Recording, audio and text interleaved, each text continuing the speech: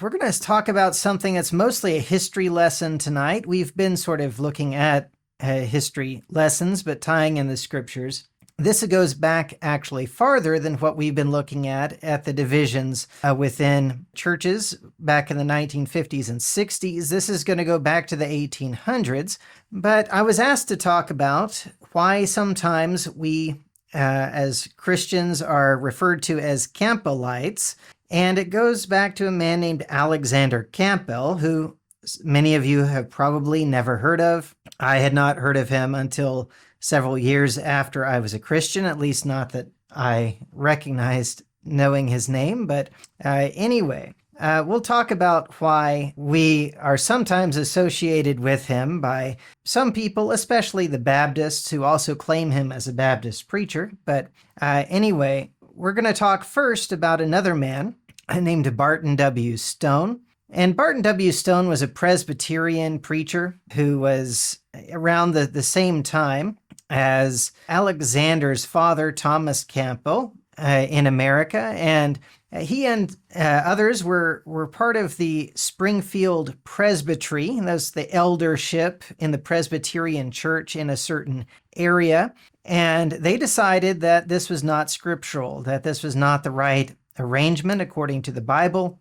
And so they wrote the last will and testament of the Springfield Presbytery, meaning they were bringing it to an end. They were not going to continue having this. And this is a couple of quotes out of that. It says, "We will that this body die, be dissolved and sink into union with the body of Christ at large, for there is but one body and one spirit, even as we are called in one hope of our calling." And they also said, "We will that our power of making laws for the government of the church and executing them by delegated authority forever cease, that the people may have free course to the Bible and adopt the law of the Spirit of life in Christ Jesus."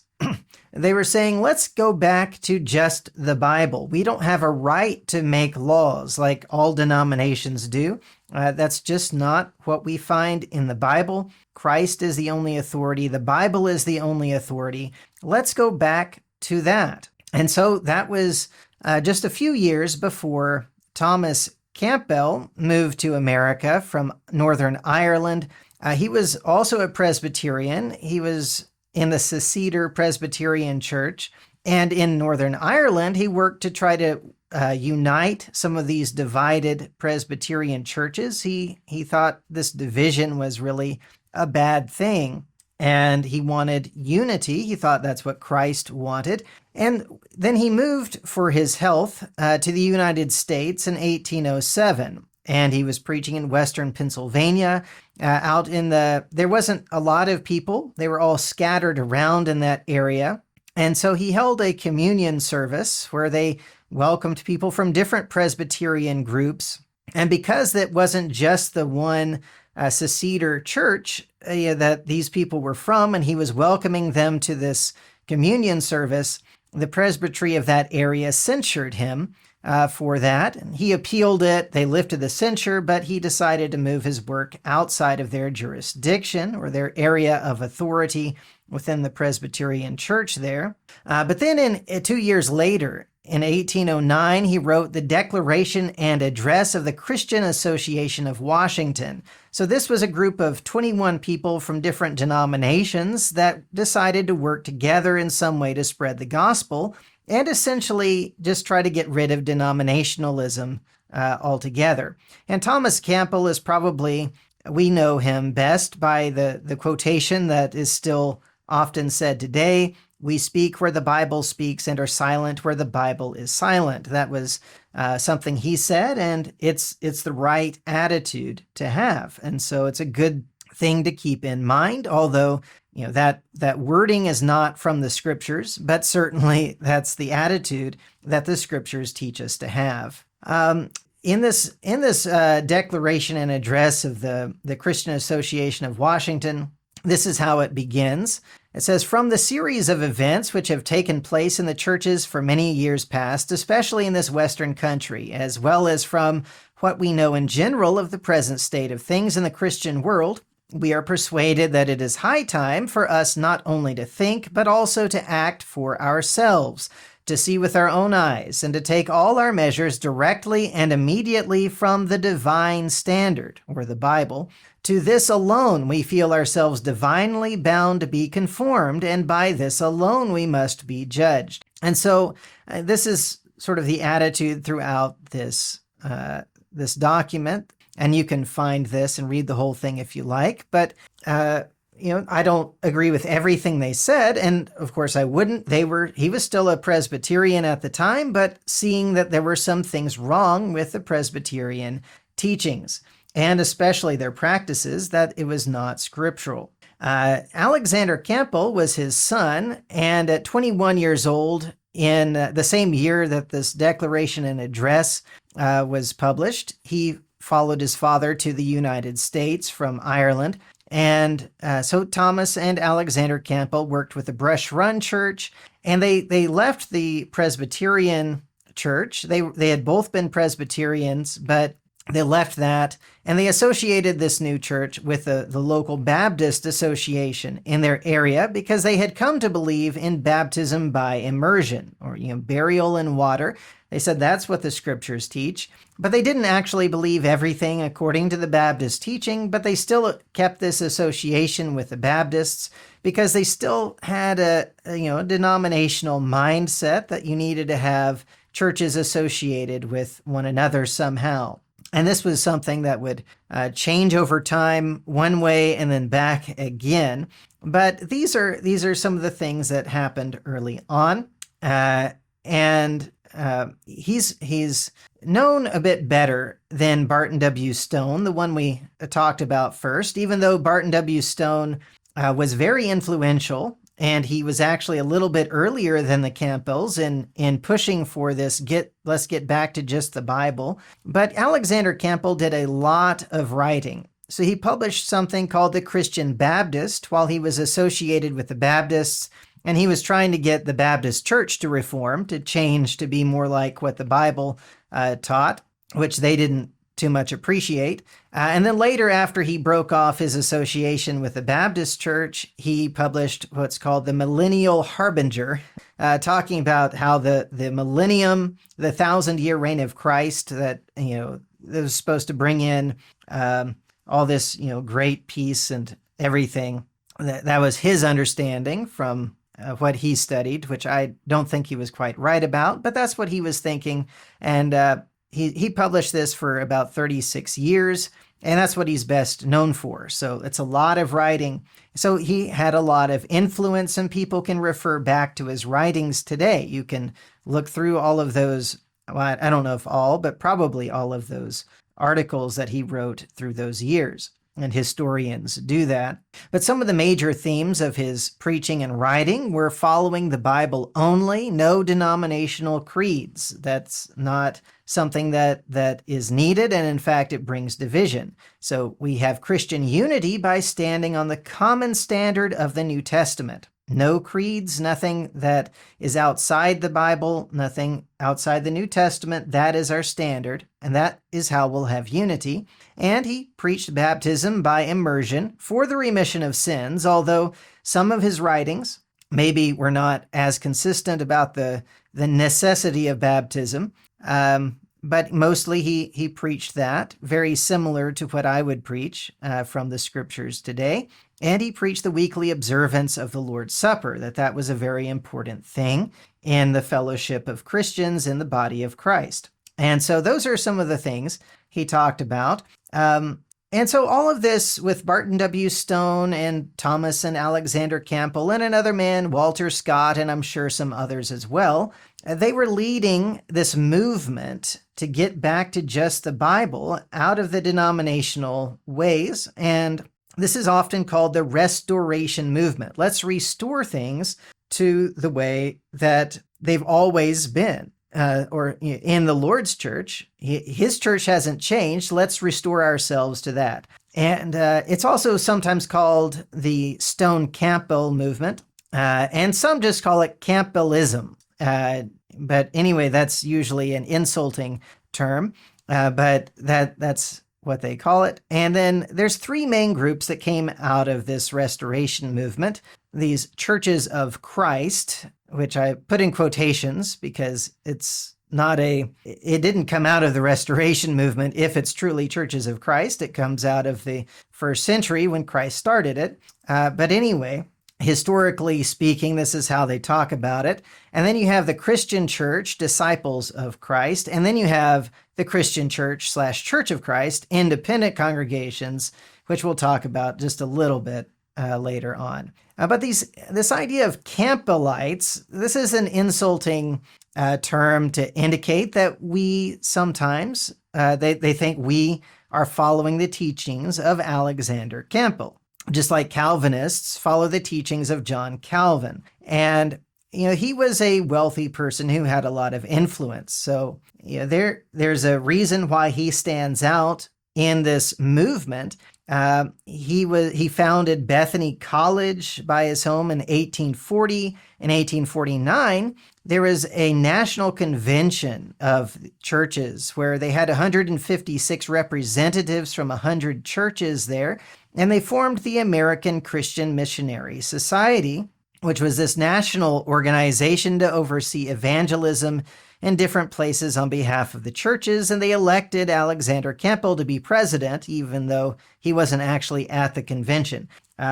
But you can see this is some of the things we've talked about in the past lessons, that this is not the way Christ designed the church to operate. But Alexander Campbell at this point had been publishing a lot of writing saying we need this, we need a national society. And he tried to justify it through certain scriptures, but apparently eventually he just basically ended up saying, well, the Bible doesn't say it's wrong, so we have a right to do things today in a different way than it was done in the first century. We need this. That was his view on things, which, that's kind of an insult to Christ, I think, to say that he didn't plan for something we need today. I'm sure he didn't intend it as an insult to Christ, though. But we need to be careful, very, very careful with insisting that we need things today. And that's what World Bible School says, that they're needed today. And they're essentially a missionary society just like this. But they claim they're not, because most of the churches that support them actually are against this missionary society. There was a division because of this. So you have the Disciples of Christ denomination that continued with this missionary society. And so there was a division over this, while the so-called churches of Christ that would be more people that we would have been associated with in our teaching and practices, they separated themselves from this, as well as from the instrumental music that was also dividing people at this time. So the Disciples of Christ took instrumental music and this missionary society, and that was the main difference between them and others, but also they really formed into a denomination. And then there's what's called the Christian church, which is not so much organized as a denomination, but they do have a yearly convention.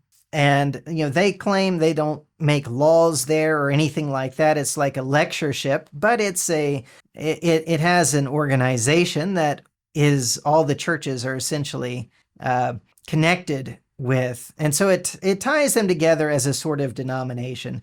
And you have this among some churches of Christ as well. When we use the term churches of Christ, it can refer to a variety of churches. We've talked already in past lessons about the concept of liberal or institutional or anti and things like that. And so some of these tie themselves together in a very similar way. With this sort of denominational structure, and some are completely independent from each other, and they might have very different practices and teachings on various subjects, or they may be very similar as well. It just depends on how they've studied and what determination they've come to, what Christ wants them to do.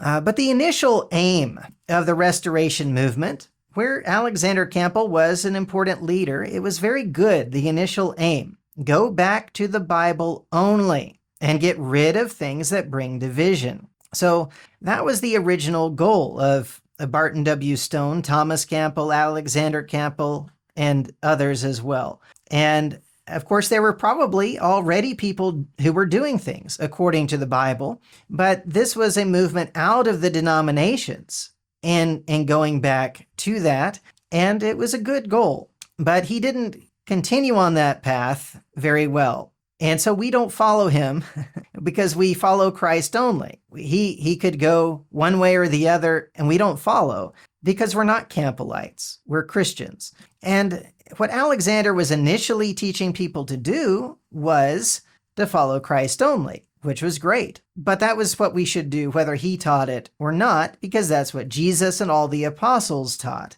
And so it's what is from God. So we need to understand that we're not doing anything, or we should not be doing anything because Alexander Campbell taught it. In fact, there's a lot that he taught that I do not believe is right, that I do not follow at all. And I imagine that's true of everybody. So if anybody does refer to you as a Campbellite, or you read something that's referring to Campbellites, now you know a little bit of the history behind it, and you know that it should not be true. We're not followers of Campbell. We're Christians. We're followers of Christ. But I want to just take the ending time here to talk about a couple of verses that may be associated with what we just read in this history. In James chapter 3, in verses 1 through 5, he says, "My brethren, let not many of you become teachers, knowing that we shall receive a stricter judgment. For we all stumble in many things. If anyone does not stumble in word, he is a perfect man, able to bridle the whole body. Indeed, we put bits in horses' mouths that they may obey us, and we turn their whole body. Look also at ships. Although they are so large and are driven by fierce winds, they are turned by a very small rudder wherever the pilot desires.